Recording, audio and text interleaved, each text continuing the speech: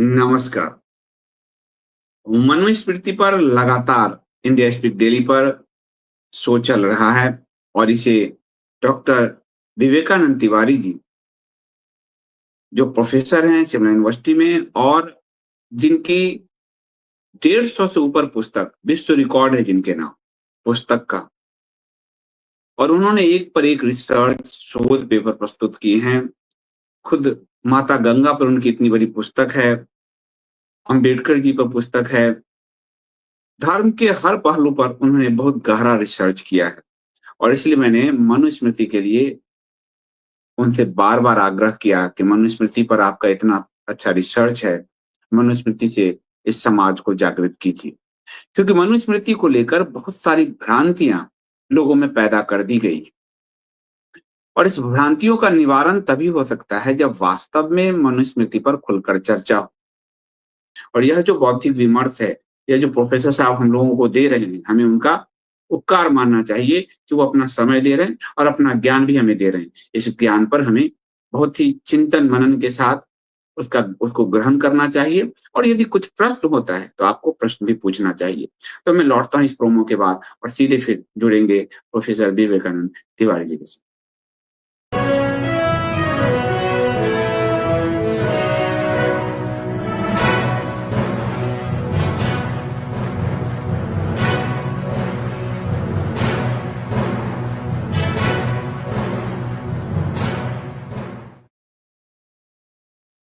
नमस्ते प्रोफेसर साहब, आपका स्वागत है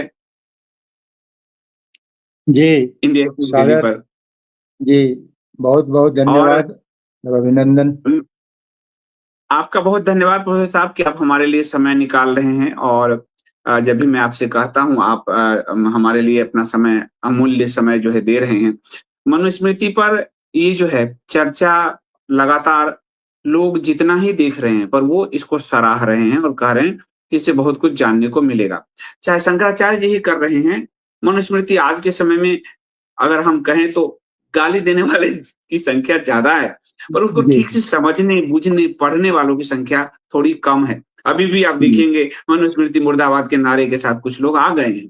तो ये बड़ा आवश्यक है कि मनुस्मृति पर 1000, 2000, 5000 लोग ही यदि समझ पा रहे हैं, वो बहुत बड़े परिवर्तन का वाहक बन सकते हैं और इसके लिए मैं आपका बहुत-बहुत धन्यवाद करता हूँ। आज जो विषय मैं ले रहा हूँ प्रोफेसर साहब, वो मांसाहार को ले रहा हूँ। हिंदू समाज में एक बड़ी मतलब भ्रांति उसको कहना उचित नहीं होगा, बहुत असमंजस की स्थिति कहना ठीक होगा कि मांसाहार को लेकर हमारे शास्त्र क्या कहते हैं। तो सबसे पहले तो मैं यही पूछूँगा कि मांसाहार को लेके ऐसा कोई गाइडलाइंस आपको अपने शास्त्रों में मिलता है और मनुस्मृति में इस पर क्या मिलता है? जी, बहुत अच्छा प्रश्न है। और भारतीय संस्कृति सनातन धर्म में जिसका भाव ठीक न हो उसके यहाँ भी भोजन करने की मनाही। साधन सुचिता की बात आती है कि आप अगर भोजन करा रहे हैं तो आपका जो साधन है वो पवित्र है कि नहीं। इतनी गहरी चिंतन सनातन धर्म में किया गया है।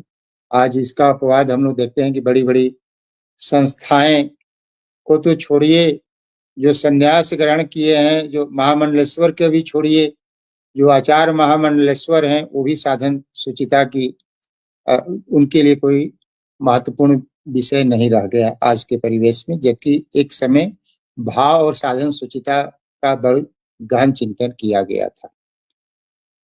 मनसा बचना कर्मणा, किसी को कष्ट पहुंचाना अहिंसा कहा गया। मारने की तो बात छोड़िए, आपके मन वचन कर्म से भी अगर किसी को कष्ट पहुंचता है तो उसको अहिंसा कहा गया। और अहिंसा कोई इतना ही नहीं कहा गया, कहा गया कि जैसे सभी पशुओं के पद चिन्ह जो है हाथी के पद चिन्ह में समा जाते हैं, उसी प्रकार से जो धर्म के जो साधन है वो सभी अहिंसा में समायोजित हो जाते हैं, समा जाते हैं। ये किया गया। पाप और पुण्य का निर्धारण वेद करता है। जो वेद में करने योग्य कार्य है उसको धर्म कहा गया है, और जिसको निषेध जिसका वेद में किया गया है उसको अधर्म कहा गया। अब बहुत से लोगों में भ्रांतियां हैं पशु बलि को भी लेकर, कि पशु बलि होगा तभी मांस भक्षण बढ़ेगा। बहुत से लोगों ने अपने स्वार्थ के पूर्ति के लिए देवता विशेष को, देवी विशेष को जो है प्रतीक मानकर के ऐसा होता है, जबकि इसका कोई शास्त्रीय प्रावधान नहीं है। किसी भी शास्त्र में नहीं लिखा है कि भैरव जी शराब पीते थे और शिव जी गांजा पीते थे। लेकिन जो जो स्वार्थी तत्व हैं, जो जीव के चटोरे लोग हैं, वो कोई ना कोई जो है अपनी जो है जुगाड़ किसी देवता विशेष से, किसी देवी विशेष से जो है वो जो है जोड़ देते हैं, जबकि शास्त्र सम्मत ये बातें नहीं। वैदिक हिंसा न भवति मां हिंसात सर्वाभूतानि। यदि वेद अगर कहता है किसी चीज को कि हिंसा नहीं है, तो उसको हिंसा नहीं माना जाना चाहिए। अब अश्वमेध यज्ञ आदि की चर्चा होती है कि उसमें पशु बलि आदि दी जाती थी, तो उसमें साफ साफ कहा गया है कि यदि यज्ञ का उद्देश्य हिंसक है तो वो पाप है, और खाने के लिए कभी पशु बलि की बात नहीं कही गई है। और अश्वमेध यज्ञ जो है बहुत वर्षों के बाद 365 दिन चलने वाला यज्ञ था। उसमें कुछ लक्षण विशेष जिन पशुओं में होते थे, सभी पशुओं का नहीं, कुछ लक्षण विशेष जिन पशुओं में होता था, वैसे कुछ चुनिंदा पशुओं को जो है पशु उसमें जो है यज्ञ के माध्यम से समाज हित के लिए, व्यष्टि के हित के लिए जो है उसमें पशु बलि की विधान है। और वो भी विधान इसलिए किया गया है कि जो लक्षण विशेष के जो पशु हैं वो मरने के बाद सीधे स्वर्ग जाते हैं, और जब पुनः मृत्यु लोक पर धरती पर आते हैं तो वो वैदिक ब्राह्मण बनकर आते हैं, जो जिससे वेद का विस्तार होता है और वेद के ज्ञान का समाज में प्रचार प्रसार होता है। गीता में भी कहा गया है कि अंतिम समय में जो व्यक्ति जिस चीज का चिंतन करता है, अगले जन्म में वह वही जो है चीज, वही स्वरूप प्राप्त करता है।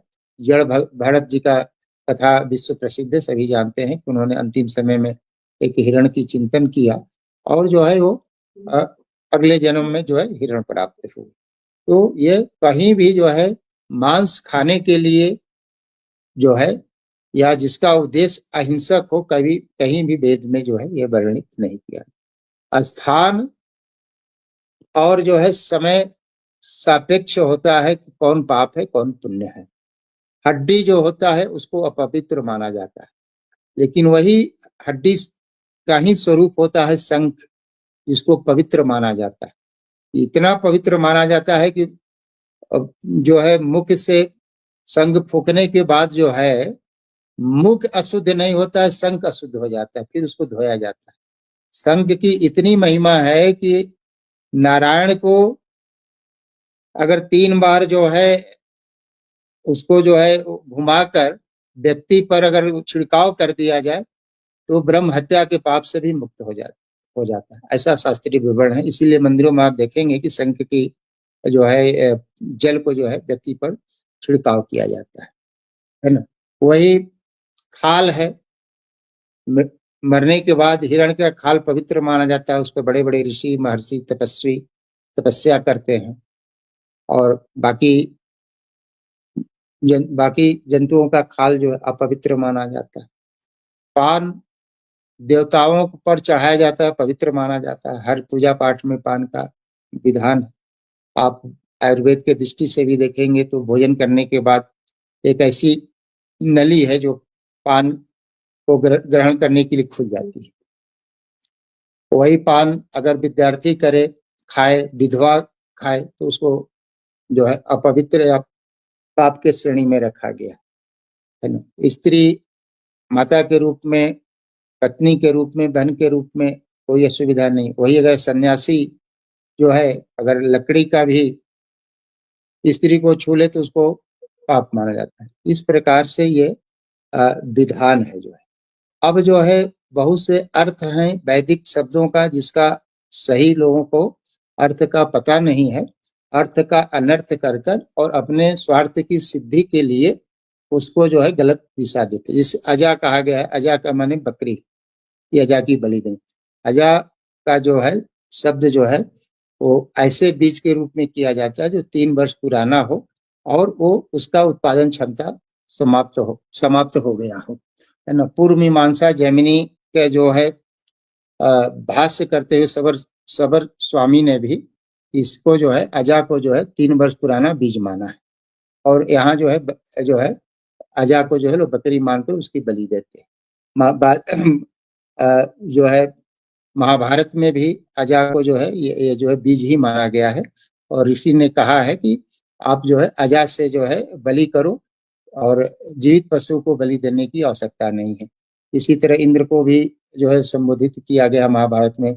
वायु पुराण में भी यही अर्थ लगाया गया। मत्स्य पुराण में भी अजा का अर्थ 3 वर्ष पुराना जो है बीज को जो है माना गया है। तो अर्थ का अनर्थ लगाकर भी जो है लोग अपने स्वार्थ की पूर्ति करने में से बाज नहीं आते हैं। तो इस प्रकार से हमें जो है प्रोफेसर साहब, जैसे मैं मनुस्मृति मेरे पास है, और ये आचार्य कौंडिन्य नायन का है, जो मनुस्मृति अगर हम देखें तो जैसे आर्य समाज का है एक अलग, लेकिन आचार्य कौंडिन्य नायन का मनुस्मृति काफी इसको शुद्ध मनुस्मृति माना गया है, उनकी जो व्याख्या है।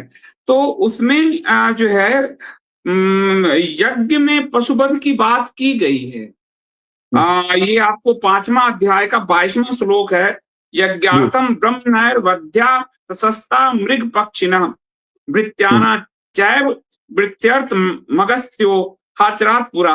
यानी ब्राह्मणों से यज्ञ के लिए शास्त्रविद पशु पक्षियों का वध किया जाना चाहिए, और ऐसा पूर्व काल में अगस्त मुनि ने किया था, ये कहा गया है। तो ये मतलब पशु बलि तो यज्ञ में होती थी शायद, मुझे लगता है।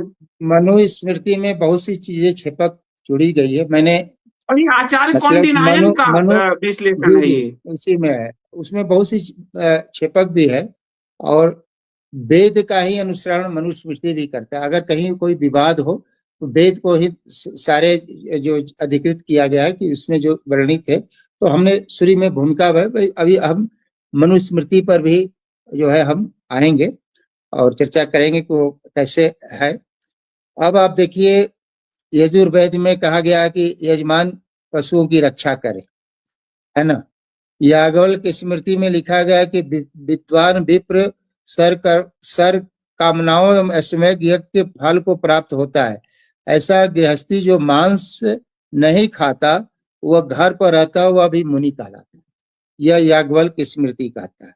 महाभारत में भी अनेक ऐसे श्लोक हैं जहाँ की मांस भक्षण का निषेध किया गया है। महाभारत के आदि पर्व में आप देखेंगे तो कहा गया अहिंसा परमो धर्म सर्व प्राण भृता नाम बरा। किसी भी प्राणी को न मारना ही परम धर्म कहा गया है, महाभारत में कहा गया है। अहिंसा को सत्य से भी बढ़कर माना गया है। यहाँ तक कहा गया है कि असत्य की झूठ चाहे बोल दो पर किसी की हिंसा मत करो। मतलब कि अभी तक के धर्म शास्त्रों में जो है सत्य को ही सनातन माना गया है। अभी महाभारत में कहा जा रहा है कि जो है अगर तुम्हारे झूठ बोलने से भी किसी प्राणी की हित हो जाता है, उसके प्राण की रक्षा हो जाता है, तो आप जो है झूठ भी बोल सकते हो।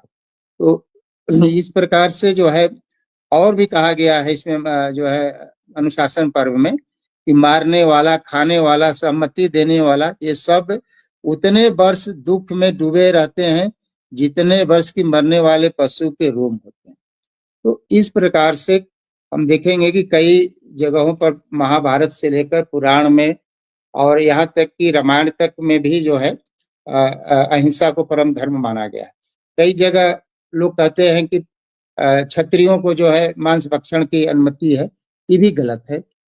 रामायण में आरण्य कांड में जो है और सुंदर कांड में देखेंगे उसमें राघव कहा गया। राघव माने रघुकुल के वंशज कभी भी मद्यपान मांस भक्षण नहीं करते, ये वाल्मीकि रामायण में लिखा है। लेकिन अपने स्वार्थ सिद्धि के लिए तमाम तरह की बातें जो है लोग और जो है उसमें करने लगते, अर्थ का अनर्थ हर जगह जो है होने लगता है। अब हम मनुस्मृति पर आते हैं। मनुस्मृति पर आते हैं। मनु महाराज ने जो है 8 प्रकार के जो है धर्मशास्त्रों में 10 प्रकार के हिंसा माना गया है। अगर 10 प्रकार के कृत्य किए जाते हैं तो उसको जो है हिंसा के जो है कोटि में रखा जाता है। किसी को उद्वेग में डालना, किसी को संताप देना, रोगी करना, किसी के शरीर में चोट मारकर जो है खून निकालना, किसी की चुगली कर कर उसको कष्ट पहुंचाना, किसी को पीड़ा देना, किसी के हित में बाधा पहुंचाना, किसी के छिपे हुए रहस्य को उजागर करना, किसी को अकारण जो है कैद करना और प्राण दंड देना। ये शास्त्र में 10 प्रकार के हिंसा बताया गया। मनु महाराज ने 8 प्रकार के हिंसा का वर्णन किया है। उसका श्लोक भी आप देख लेंगे। 5 वही जो आप पढ़ रहे 5:51 5वां अध्याय श्लोक 51 का हिंदी रूपांतर है कि सहमति देने वाला, अंग काटने वाला, मारने वाला, खरीदने वाला, बेचने वाला, पकाने वाला, परोसने वाला, खाने वाला, ये सब घातक है। अर्थात मारने वाले 8 कसाई होते हैं। ऐसे हिंसक कसाई को, अधर्मियों को लोक परलोक दोनों बिगड़ जाते हैं।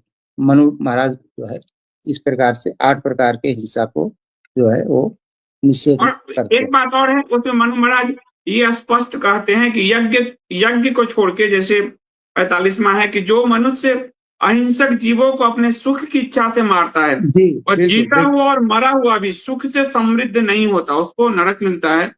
और प्राणियों की हिंसा किए बिना कहीं भी मांस उत्पन्न नहीं होता।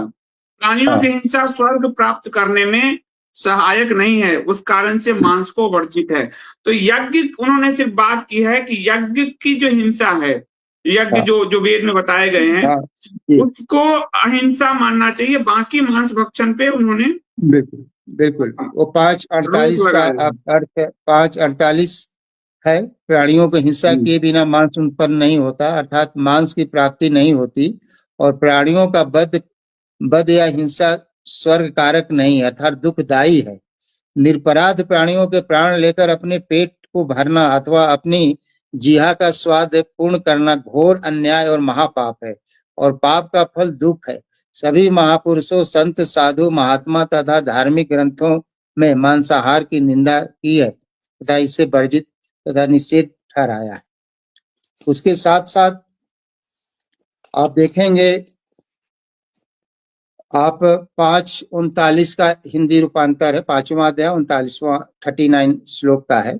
वही जो आपने कहा, अकारण जो पशु हिंसा करता है वो मरने पर जितने पशु रोम है उतने जन्मों तक उस पशु के हाथों वो मारा जाता है। ये मनुस्मृति का श्लोक। हाँ, ये लिखा भी है। और ये भी लिखा है कि 100 वर्ष तक जो प्रतिवर्ष अश्वमेध यज्ञ करे और जो किसी प्रकार का मांस ना खाए उसको पुण्य मिलेगा। यानी मांस ना खाना सर्वश्रेष्ठ चीज है। बहुत बढ़िया। और 5:46 में लिखा है, जो पुरुष प्राणियों को बांधने या मारने का दुख नहीं देना चाहता वह सबका सुख चाहने वाला पुरुष अनंत सुख पाता है। ऐसा पुरुष जो कुछ सोचता है, जो कुछ करता है और जिसमें अभिलाषा रखता है वह सब सहज में ही उसको प्राप्त हो जाता है। ये 5:46 का हिंदी रूपांतर है। और जो आपने कहा वो 5:53 में जो 100 वर्षों तक कहा गया है कि जो 100 वर्षों तक प्रतिवर्ष अश्वमेध यज्ञ करता है और जो आजीवन मांस भक्षण नहीं करता है, दोनों का पूर्ण सामान्य। अब बताइए कहाँ अश्वमेध यज्ञ का पुण्य, वो भी प्रतिवर्ष कर रहा हो और जो जीवन भर मांस भक्षण नहीं कर रहा हो, दोनों के पुण्य को सामान्य माना गया। और तो कुछ चीजों में जैसे आपातकाल में उन्होंने बीमारी आपातकाल में कहा है कि अगर बीमारी में है और मांस खाना है तो खा सकते हैं, आपातकाल है तो खा सकते हैं। तो ये मनुस्मृति कितना लचीला है, ये बात लोगों को समझना चाहिए। लचीला ही नहीं है, आप जितना अहिंसा की व्यापक परिभाषा इसमें मनुस्मृति में दिया गया है, वेदों में दिया गया, वहां कोई नहीं। बौद्ध धर्म को कहा गया है कि अहिंसा का सबसे माना जाता है कि बहुत अहिंसात्मक धर्म है। धर्म न कहकर पंथ कहा जाए, धर्म तो एक ही सनातन है। और बौद्धों का ढोंग देखिए। मांस भक्षण को वो हिंसा नहीं मानते, मारना हिंसा मानते, लेकिन वो अगर खा रहे हैं तो उसको हिंसा नहीं मानते हैं। 600 वर्ष पूर्व मिथिला के विद्वान और न्याय के जो विद्वान थे और लेखक थे, कुसुमांजलि के लेखक थे उदयनाचार्य जी, उन्होंने 600 वर्ष पूर्व की घटना का निरूपण किया है कि बौद्ध कैसे जो है दोहरा चरित्र जीते थे। जब उनको मांस खाने की जो है तलब लगता था, मांस खाने की इच्छा होती थी, तो जो बकरी होता था, बकरी और बकरे का मुंह जो है रस्सी से बांध देते थे। न वो खा पाता था, न वो जो है जल ग्रहण कर पाता, 2-1 दिन में वो मर जाता था। उसका वो मांस भक्षण करते थे। नेपाल में और एक बात और है प्रोफेसर साहब, बुद्ध जो आखिरी भोजन बुद्ध का है, जिसमें उनको विष हुआ था, तो वो सुअर का मांस उन्होंने खाया था। खुद गौतम ऐसा बुद्ध ने सुअर उल्लेख, का मांस। ऐसा मैं भी पढ़ा हूँ। नेपाल में आप ये देखेंगे, धर्मानंद कौशाम्बी जी ने लिखा है। और भारत में वो अकेले बौद्ध विद्वान हैं जिन्होंने प्रकृति पाली भाषा से, बौद्ध स्रोत से उसको लिखा है। जबकि बाकी जो किताबें हैं, पॉल कॉरूस और इस तरह से अंग्रेजी भाषा को, अंबेडकर ने भी अंग्रेजी भाषा वाली किताब पढ़ी थी, पर धर्मानंद कौशाम्बी अकेले हैं जिन्होंने प्रकृत पाली भाषा के मूल साहित्य से उसको लिखा है। तो बुद्ध स्वयं, गौतम बुद्ध स्वयं सुअर का मांस खाए थे, और जो उनके शरीर में विषाक्त हो गया, और वो उनका आखिरी भोजन हुआ जिससे उनका शरीर छूटा था। उन्होंने स्पष्ट लिखा इस बात। जी जी, मैंने भी ऐसा किया है। नेपाल में पहाड़ी इलाकों में अधिकांश बौद्ध रहते हैं, और जब उनको मांस खाने की इच्छा होती है तो वो भेड़ भी पालते हैं, छोटे छोटे पहाड़ी गायों भी पालते हैं, कुत्ता भी पालते हैं। वो कुत्ता को गाय या भेड़ के पीछे छोड़ देते हैं, और वो गाय और भेड़ जो है कुत्ते से बचने के लिए पहाड़ी के नीचे 20-30-40 फीट नीचे गिर जाती है, और फिर उनका देहांत हो जाता है, और फिर मांस भक्षण करते हैं।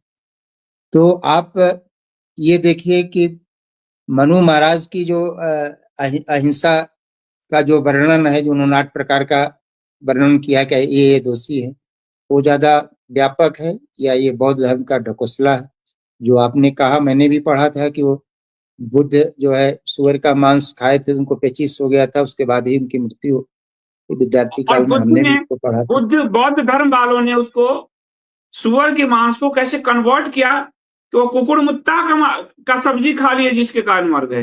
ये कुछ लोग, अंग्रेजों ने बौद्ध धर्म को, जो पॉल कॉरूस हैं, 3-4 और जिन्होंने अंग्रेजी में लिखे, उसकी मार्केटिंग ऐसी कर दी कि जबकि मूल पाली साहित्य में खुद गौतम बुद्ध सुअर के मांस खा के मरे। मैं नाम नहीं लूंगा, मैं एक अपने जूनियर असिस्टेंट प्रोफेसर बीएचयू के, मैंने उनसे बात किया था इस पर, कि मैंने बहुत पहले विद्यार्थी काल में पढ़ा, तो उन्होंने कहा कि वो मांस का मतलब उड़द, उन्होंने कहा। मैं तो फिर इसीलिए हम इसको चर्चा नहीं की, हम कहे भाई वो एंशिएंट हिस्ट्री के हैं और वही पढ़ा रहे हैं, हम लोग तो विद्यार्थी काल में कभी पढ़े थे। लेकिन जब आपने कहा कि वो मूल चीजें, तो मुझे लगा कि नहीं, जो हम लोग पढ़े थे वो सही पढ़े। वो बहुत बड़े विद्वान हुए हैं बौद्ध धर्म के, और उन्होंने बौद्ध धर्म की मतलब सब सही, मतलब तथ्यात्मक लिखा। जो उनको पसंद नहीं है बौद्धों को, वो भी उन्होंने लिखा। और उन्होंने जब लिखा कि जैन मुनि भी मांस खाते थे, तो बवाल मच गया। ये स्वतंत्रता से पहले की घटना है, बहुत बवाल मच गया। जैनों ने बहुत विरोध किया, और उन्होंने जैन, जो प्रकृत भाषा में था जैन साहित्य, और पाली भाषा में था बौद्ध साहित्य, वहां से उन्होंने निकाल के दिए। तो कुछ बड़े जैन मुनियों ने उनको बुलाया, और उन्होंने कहा आपने जो लिखा है ठीक है, लेकिन ये समाज जो है, हम जैन समाज नहीं स्वीकार कर पाएगा, इसलिए इस पर ज्यादा चर्चा की आवश्यकता नहीं है। तो धर्मानंद कौशाम्बी ने ये बात भी लिखी मूल प्रकृति पाली से। और मनुस्मृति में एक चीज है कि जिसको मांस खाना ही है, जब तलब लगी है, तो ये 5वां अध्याय में है, 37वां श्लोक है, कुर्यात् घृत पशुम संगे कुर्यात् पिष्ट पशुम तथा न त्वमेव तु वृथा हंतुम पशुमिच्छेद कदाचन। यानी पशु मांस में आसक्ति ही हो जाए तो कदाचित घृत पशु को खाए, कदाचित पिष्ट पशु को खाए, किंतु यज्ञादि के बिना पशु को मारने की इच्छा तो कभी ना करें। यज्ञ के अलावा कभी भी पशु को मारने की इच्छा ना करें। जो यज्ञ में भी सभी पशुओं को मारने का नहीं, उसमें लक्षण देखा जाता था। सब चीजें देखने के बाद कुछ पशुओं का चयन होता था इसलिए चयन होता था कि वेद की जो है चीजें आगे भी चलती रहे। वो मरने के बाद जो है स्वर्गलोक के बाद वो वेद के वैदिक विद्वान ब्राह्मण बनते। ये जो है वेद की बातों को ही हम उल्लिखित और कर रहे हैं। जैसे भगवान विष्णु के जो सहस्त्र नाम में एक नाम उनका यूप है। यूप यूप होता है वो जो खंबा होता है, जो यज्ञ होता है, यज्ञ का खंबा जिसमें हाँ, पशु बांधा जाता था बलि के लिए, तो यानी वो भी विष्णु को अर्पित होता था। हाँ, उसके बाद आप जो है तो यज्ञ में पशु बलि का विधान अगर हम देखें, पर वो यज्ञ के लिए सिर्फ था, उसके अलावा हाँ, जीव की लिप्सा के लिए मनु महाराज हाँ, साफ मना करते हैं। बिल्कुल। वेद ही मूल है और वेद में जो भी बातें कही गई है वही बातें मनुस्मृति की भी बातें हैं। कुछ उसमें घालमेल भी किया गया है स्वार्थी। मैंने बताया ना कि जैसे बहुत से क्षत्रिय हाँ, ये कहते हैं एक सर क्षत्रियों को वेद पे मांस भी खाने। हाँ, इस अध्याय में वेद पे भी है, या वेद विहिता हिंसा नियतास्मिस् चराचरे अहिंसामेव ताम विद्यात् वेदाद धर्मो ही निर्भव। इस जगत में जो वेद से विहित यज्ञादि में नियत हिंसा है उसको अहिंसा जाने, क्योंकि धर्म क्या है यह बात केवल वेद से प्रकाशित होता है और किसी बिल्कुल बिल्कुल बिल्कुल साफ साफ लिखा हुआ। तो बड़ा सार्थक चर्चा रहा और विश्वास है कि नहीं, बहुत मतलब हमारे असल में ना हम लोगों ने आधे आधे पकड़ लिए। जैसे आप देखिएगा कि धर्म व्याध की एक कथा आती है तो लोग उसको क्या समझ लेते हैं कि हमें मांस खाने की बात कर रही है। धर्म व्याध का मतलब है पूर्व जन्मों के कारण वो इस जन्म में कसाई बना है, लेकिन वो धर्म का पालन करता है, तो वो अपने जो जन्म से जो उसका कर्म नियत है उस कर्म को करते हुए धर्म का पालन करता है, इसलिए उसको धर्म व्याध कहा गया। तो वो सिर्फ तय उसके जन्म से जो तय हुआ है कर्म, उस कर्म को वो कर रहा है, अकारण वो हिंसा नहीं कर रहा है, वो अपनी जीविकोपार्जन के लिए कर रहा है। तो कई बार लोग धर्म व्याध की कथा को भी घुमाकर पेश करते हैं। तो वेद इतना सरल नहीं है वेद भी कि है। उसको और समझा जाए। आपने जो कहा उसका महाभारत में भी शांति पर्व में बड़ा सुंदर उसका व्याख्या है। उसका हिंदी है कि जो स्वयं जीने की इच्छा करता है वह दूसरों को कैसे मारता है। प्राणी जैसे अपने लिए चाहता है वैसा दूसरों के लिए भी वह चाहे। कोई मनुष्य यह नहीं चाहता कि कोई हिंसक पशु या मनुष्य मुझे, मेरे बाल बच्चों को, इष्ट मित्रों को, सगे संबंधियों को किसी प्रकार का कष्ट दे या हानि पहुंचावे अथवा प्राण ले लेवे या इनका मांस खाए। ये कसाई जो प्रतिदिन सैकड़ों हजारों प्राणियों को जो है गले पर खंजर चलाता है, आप उसको एक बहुत छोटी और बारीक सी सुई भी चुभोए तो वह उसे कभी सहन नहीं करेगा। फिर वह अन्य प्राणियों का गर्दन काटने का अधिकार उसे कहाँ से मिल गया।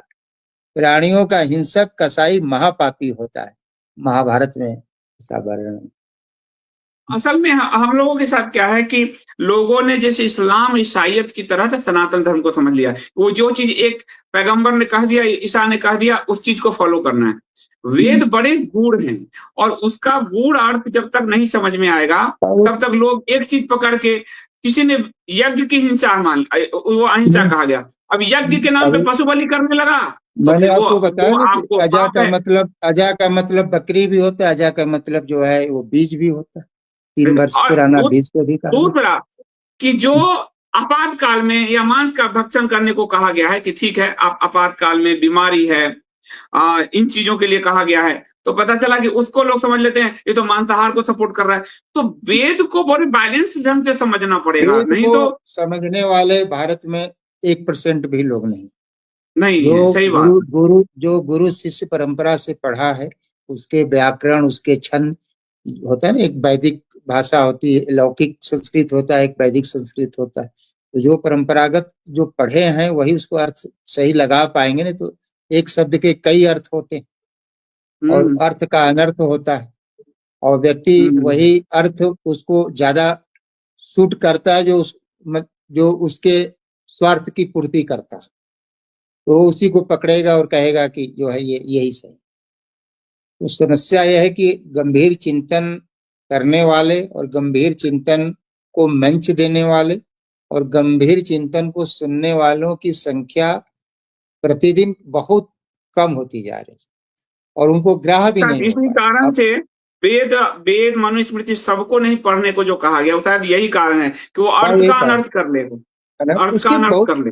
उसके बहुत कड़े, वेद को पढ़ने के बहुत कड़े रूल हैं, उसको पालन करना पड़ता है, सामान्य ऐसे नहीं होता है। उसको काफी उसमें ये वो पवित्र होना चाहिए, कैसे पढ़ना चाहिए, अगर आवाज शोरगुल नहीं होना, बहुत तरह की उसमें बाध्यताएं हैं, वर्जनताएं हैं, निषेध बहुत चीज बातों को की गई है। एक प्रश्न आया है गौरांग जी का कि विवेकानंद ने कहा कि वैदिक काल में ब्राह्मण लोग गाय का मांस खाते थे, ये कितना सत्य है?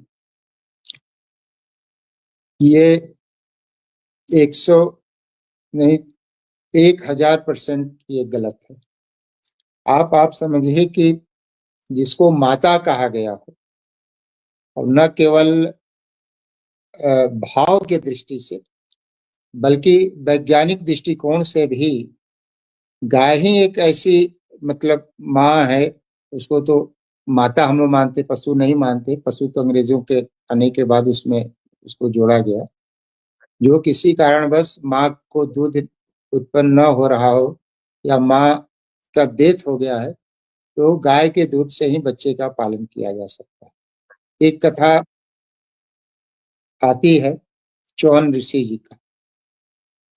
चौन ऋषि की कथा आपको ध्यान में होगा कि वो जल के नीचे अपना साधना कर रहे थे, तो मल्लाहों ने जो है वो जाल फेंका, और उस जाल में जो है वो जब खींचे तो उसमें एक ऋषि उत्पन्न हुए, तो मल्लाह सब डर गए और उनको मुक्त करना चाहा कि नहीं, मुक्त नहीं, तुम्हारा ये आजीविका है, तुमने जो है हमें किया, तो बिना इसका मूल्य लिए मैं जो है इस बंधन से मुक्त नहीं हो।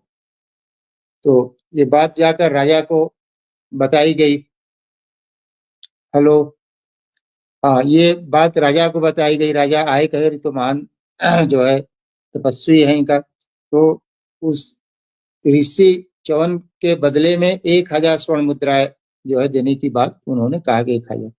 तो ऋषि ने कहा कि ये तो बहुत कम है। तो उन्होंने कहा 1,00,000, कहा ये भी बहुत कम है। आधा राज्य, कहा ये भी बहुत कम है। पूरा राज्य, कहा ये भी बहुत कम है। तब एक अन्य ऋषि ने बताया कि तुम जाकर एक गाय की बात करो। तब जो है राजा ने कहा कि मैं आपको एक गाय, कहा कि चौन ऋषि ने कहा कि आप मेरे मूल्य से ज्यादा मूल्य आपने दे दिया। मतलब आम आदमी की तो बात छोड़िए, ब्रह्मर्षि त्रिकालदर्शी चौन ऋषि कह रहे हैं कि जो मेरा मूल्य होना चाहिए, एक गाय की कीमत जो है हमारे मूल्य से कहीं ज्यादा जो है वो जो है आपने हमें दे दिया। अब इस तरह की जहां बातें हों, बड़े से बड़े राजा युद्ध हार गए हों, लेकिन गाय आगे कर दिया गया शत्रुओं द्वारा, तो उन्होंने बाण नहीं चला। राजा दिलीप की बात आप जानते हैं कि कैसे अपना शरीर भी सौंपने के लिए तैयार हो गए।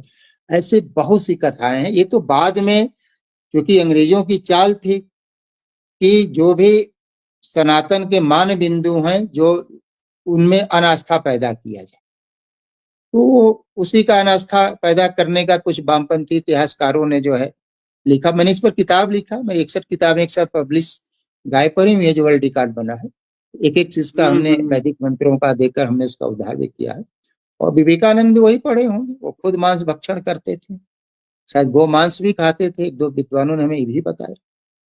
तो विवेकानंद की बात, विवेकानंद जी ने कहा कि मनुस्मृति में एक जो मांस भक्षण को लेके जो लास्ट श्लोक है सर, वो कह रहा है जो मांस भक्षण आदि से निवृत्ति हटना बड़े पुण्य फल को स्वर्ग देने वाला है। यदि आप खा रहे हैं वो कोई निषेध नहीं है आपका, लेकिन आपका स्वर्ग मांस भक्षण यदि आप नहीं कर रहे हैं तो ही है आपका, और नहीं तो कुछ जानवर के रोम की तरह जो है, कितने रोम की तरह हर जन्म में आपसे वही पशु आपसे बदला लेता है।